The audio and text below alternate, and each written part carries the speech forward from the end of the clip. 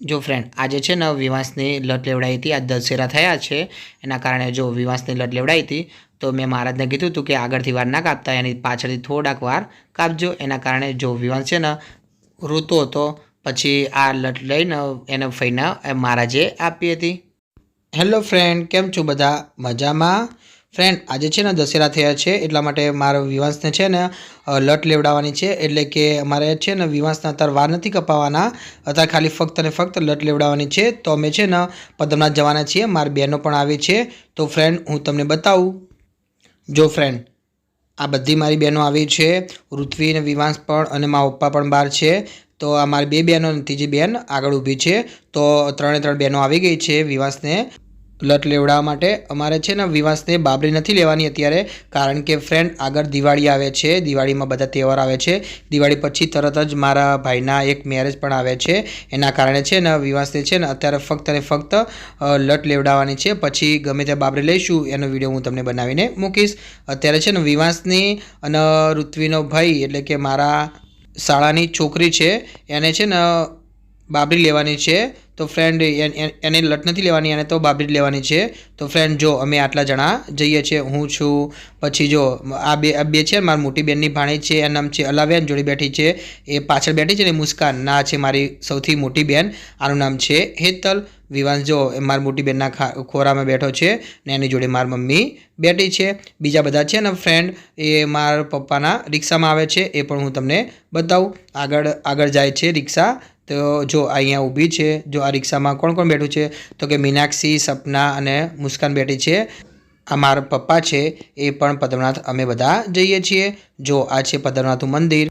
Friend બાબરી ના ઉતરાવી હોય ને તો તમે કોઈ બી છોકરા નાના થોડાક વાર લઈને કાપીને અહીંયા મૂકી દો ને તો પણ ચાલે. તો અમે છે ને વિવાસને અમે બાબરી નથી લેવાના, કારણ કે આગળ તહેવારો આવે છે એના કારણે.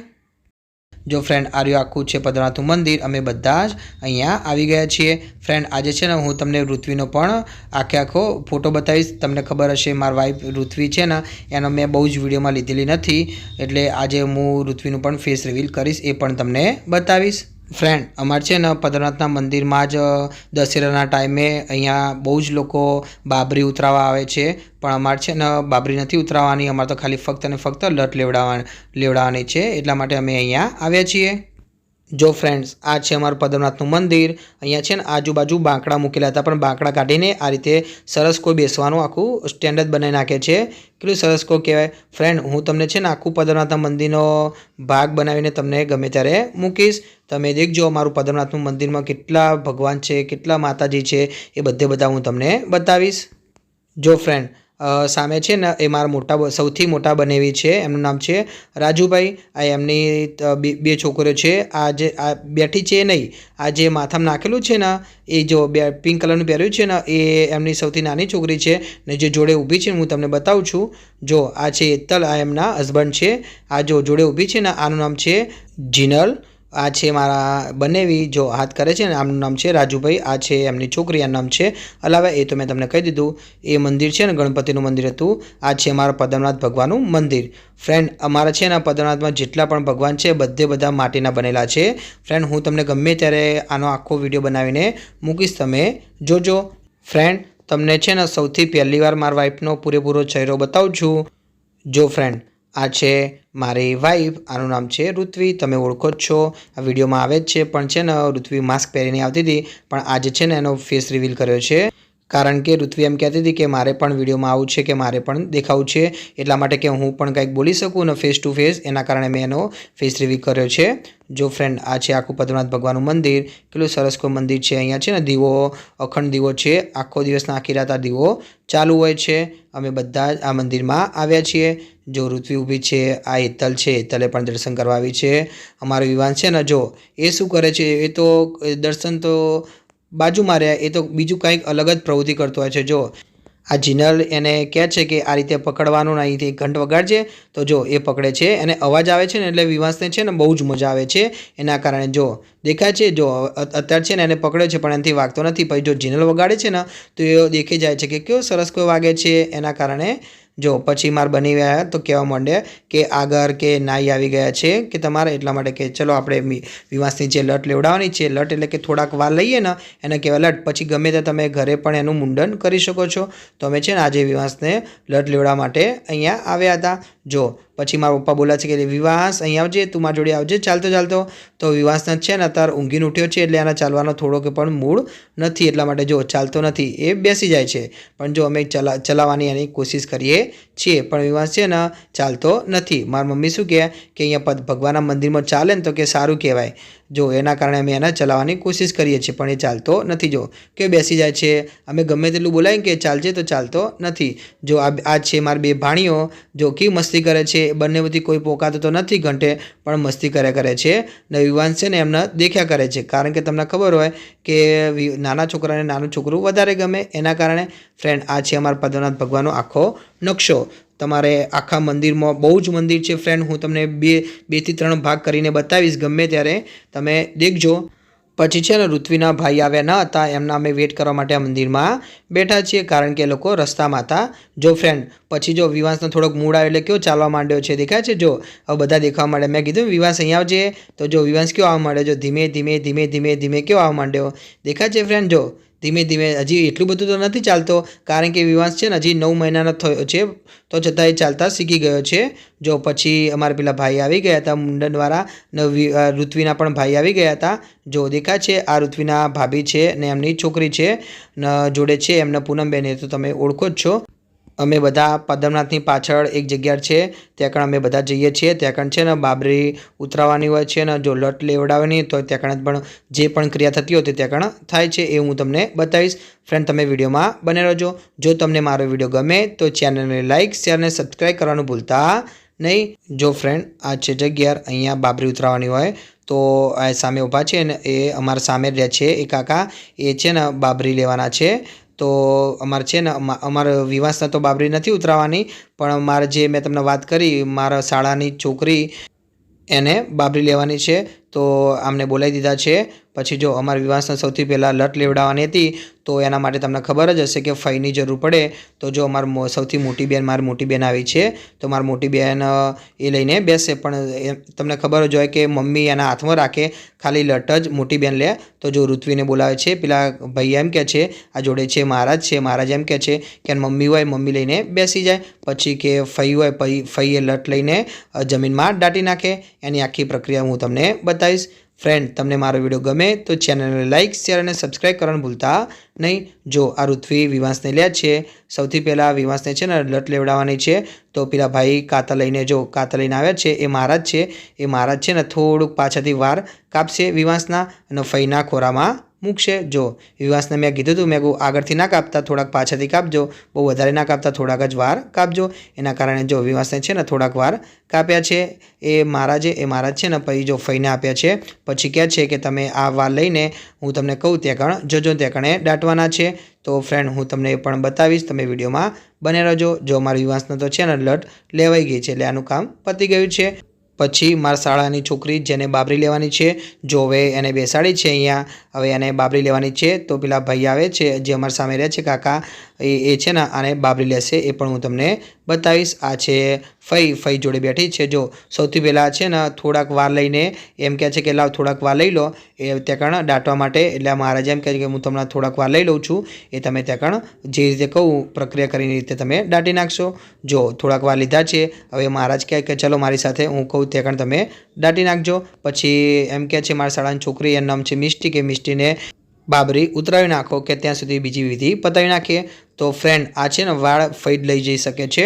તો આ મારી મોટી બેન છે, જો મારી મોટી બેને કીધું કે તમે અહીંયા વાળને દાટી નાખો ને આ રીતે ઉપર માટી નાખી દો.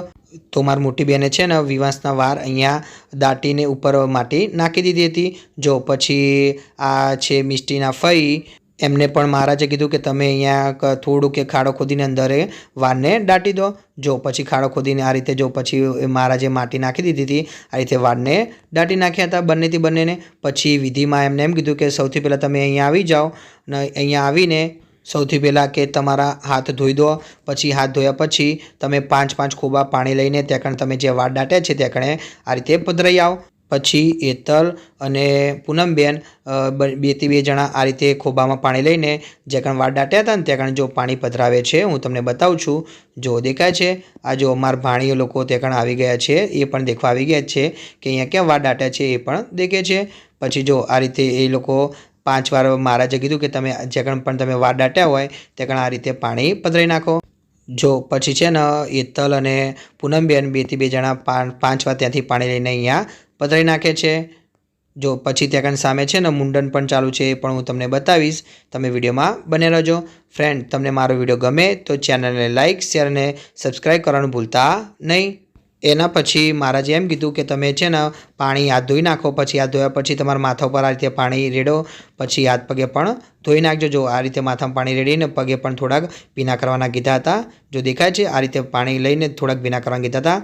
પછી એમ કીધું કે વિવાસને પણ લઈ લઈને વિવાસને થોડુંક માથા પર પાણી રેડી દો, હાથે પણ ધોડાઈ નાખો, પગે પણ ધોડાઈ નાખો. અને પછી વિવાસને છે ને કપડાં બદલાઈ નાખજો. તમે જે પણ ફઈ નવા કપડાં લાવ્યો હોય ને તે કપડાં બદલાઈ નાખજો. જો પછી છે ને વિવાસને જો હાથે ધોડાઈ નાખ્યા, પગે વિવાસના ફઈએ ધોડાઈ નાખ્યા છે. પછી વિવાસના કપડાં બદલાઈ નાખ્યા છે, એ પણ હું તમને બતાવીશ. ફ્રેન્ડ, વિવાસને છે ને આ રીતે હાથ ને પગ પાણી રેડતા હતા ને તો વિવાસને થયું કે કેમ આવું કરે છે. એને થોડું કેમ થવા મળ્યું કે આ બધું કેમ આ બધા લોકો આવું કરે છે. તો વિવાસ છે ને થોડોક શાંત થઈ ગયો હતો. મને એમ લાગ્યું કે વિવાસ રોશે, પણ વિવાસ રોયો નહોતો. પછી જો એની ફઈ શું કહે કે લાવ મને વિવાસ આપજો કે હું વિવાસને લઈને ઘડીક વાર ફરું.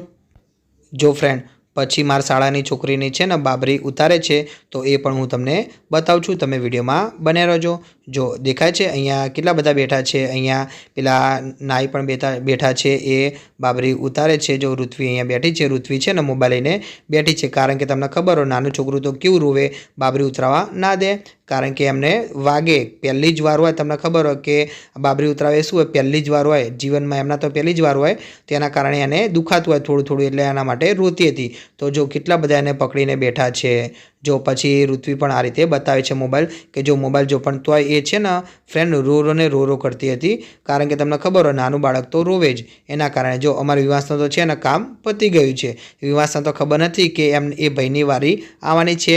અમારે છે ને વિવાસના લગભગ શિયાળામાં કે બીજા કે ત્રીજા મહિનામાં તો અમે એને બાબરી ઉતરાઈ નાખીશું. જો હવે એના ફઈ છે ને વિવાસને કપડાં પહેરાવે છે, જે નવા કપડાં લાવ્યા હતા એ પહેરાવે છે. જો હું તમને બતાવું છું. આ છે વિવાસના ફઈ, એ વિવાસને છે ને નવા કપડાં પહેરાવે છે. વિવાસને છે ને ફ્રેન્ડ કપડાં પહેરવા બિલકુલ પણ ગમતા નથી.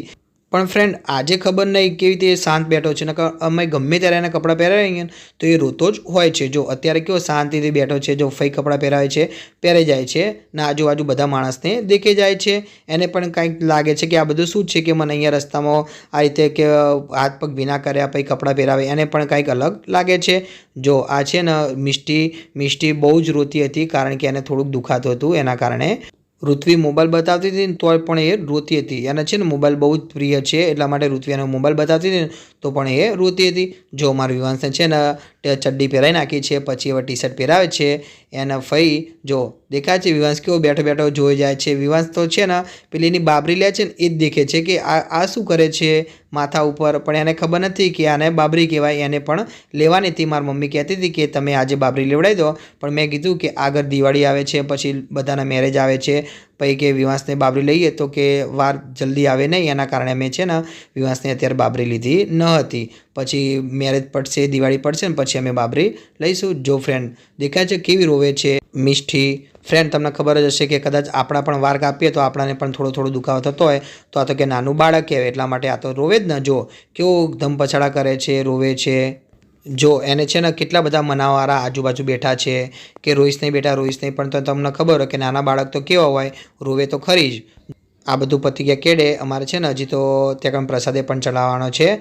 ફ્રેન્ડ, અમારા ઘરે છે ને આજે જમણવાર છે. મારી બહેનોનો અમે જમવાનું કીધું છે, કારણ કે અમારે છે ને લટ લેવડાવવાની હતી વિવાસને. એના કારણે જો અમારી વિવાસ છે કેવો બેઠો છે, એને કપડાં પહેરાય કેળે છે ને પછી થોડોક કનકન કરતો હતો, એટલા માટે ઋત્વીને કીધું કે વિવાસને છે ને થોડુંક ખાવું છે, તો કે ખવડાવી નાખતો. ઋત્વી કે હમણાં આપણે ખવડાવીએ. તો પછી જો એના છે ને મિષ્ટી તમને બતાવું છું. મિષ્ટીને બાબરી લગભગ બધું પતી જ ગયું છે। જો આટલા બધા વાર નીકળ્યા છે। મિષ્ટીને છે ને વાર બહુ જ વધારે હતા, એના કારણે અમારો વિવાસ તો જો કયો દાદા જોડે ગયો એટલે ચૂપ થઈ ગયો। પહેલાં છે ને ફ્રેન્ડ રોતો તો, પછી જો વિવાસને દાદા જોડે લઈ ગયા ને તો કયો ચૂપ થઈ ગયો, રોવાનું પણ બંધ થઈ ગયું હતું। આ મારી બહેનો છે, વાતો કરે છે ત્રણે ભેગી થઈને। ફ્રેન્ડ અમારી બહેનો છે ને કોક જ વાર મળે છે, નકર બહુ જ મળતી નથી। મારી મોટી બહેન તો છે ને એ તમને ખબર જ છે કે બહુ જ વિડીયોમાં આવતી નથી, એ કોક જ વાર વિડીયોમાં આવે। એમાં બહાર કશે ફરવા જઈએ તો મારી મોટી બહેન તો ક્યારે પણ હોય નહીં, બીજા બધા હોય પણ મારી મોટી બહેન ક્યારે પણ હોય નહીં, કારણ કે એને છે ને ભાજીનો ધંધો છે, એના કારણે। ફ્રેન્ડ આનું નામ છે જીસુ, એ છે મારા શાળાની મોટી છોકરી છે। આ તો તમને ઓળખો જ છો, આનું નામ છે અલાવ્યા। જો પછી આનું નામ છે ધ્રુવી, આને પણ તમે ઓળખો જ છો। ફ્રેન્ડ પછી છે ને મિષ્ટીની બાબરી લેવાઈ ગઈ છે। જો હું તમને બતાવું છું, મિષ્ટીને બધા વાર ઉતારી નાખ્યા છે। જો આ છે મિષ્ટીના વાર પડેલા છે।